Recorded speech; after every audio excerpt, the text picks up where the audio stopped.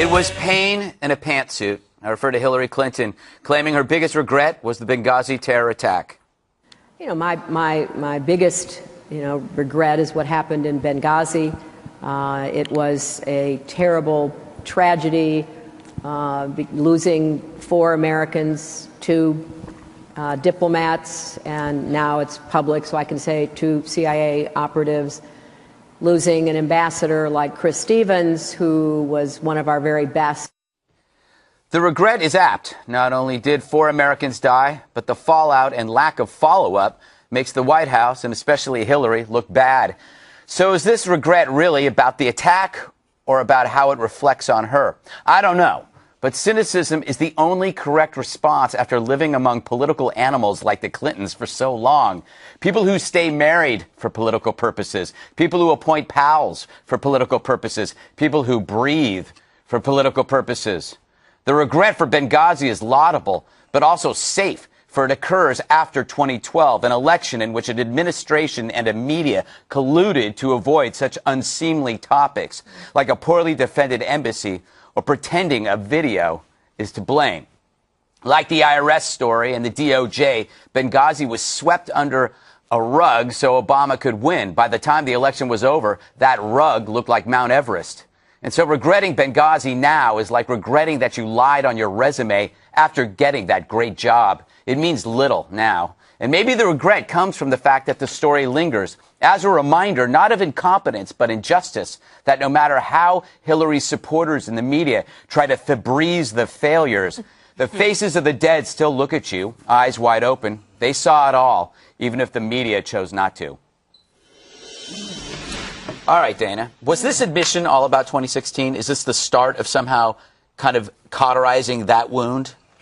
I don't know her personal motivations. I mean, maybe she actually does feel that way. But from a political standpoint, what it does for Democrats is for them to be able to say, look, the New York Times said it wasn't a problem.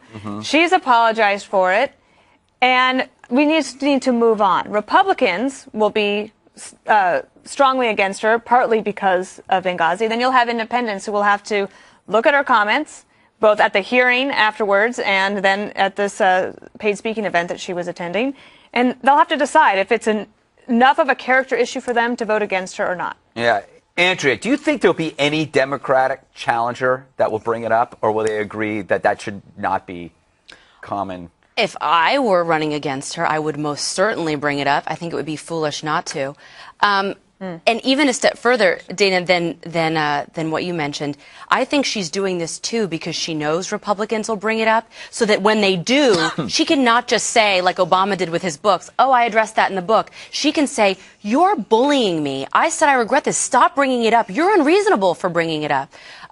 She's very good at crafting things. If you look at her statements, the Clintons, they've regretted everything, right? They've had so many regrets. They've learned so much through the years. So why do they keep making the same mistake? She said that about Hillary Care. I don't think she's going to be able to message her way out of this one by simply saying, I regret it, only because the manner in which they died, she said, was not relevant. And if she was supposedly friends with Ambassador Stevens, close friends, don't you think she would have been a little bit less sterile when asked that question? Don't you think she would have had at least faked it like she did when she cried in New Hampshire? She couldn't even muster that. It was just box checking to me. Yeah. Eric, but she really didn't admit any fault or mistake in this. That's the great thing about regret. Well, so let's deconstruct what happened here. So Hillary Clinton goes out there and says, I regret, my biggest regret was Benghazi over the last few years. The plan is to make us forget when she said, at this point, what difference does it make? So hopefully she's thinking that this is going, like Andrea points out, she learned, and this is where they are, stop bullying her. But the problem is she said something. She said something that's going to haunt her, even with that comment. She said, it's a terrible tragedy. Benghazi wasn't a tragedy. A tragedy is when a plane crashes or a car happens or an earthquake happens and people die. Benghazi was a terror attack. It was human beings saying, we're going to kill you. That's murder. It's not a tragedy. And if you want to use that, Madam Secretary, Senator, knock yourself out, because you calling Benghazi a tragedy is just as bad as you saying, what difference does it make, in my book. Bob, what's going to have bigger impact in 2016, Benghazi or Christie's Bridgegate? Neither one of them. She said she regretted it. It's time to move on. I've said everything I'm going to say. That's it? Do you think why do you think she does not say that she regrets blaming the video? Because I actually think that's what irritates mistake. people the most. Yeah, that's true, because she can't, because she... And that would actually mean admitting wrongdoing, which is something that the Clintons So weird. don't do. All right, then.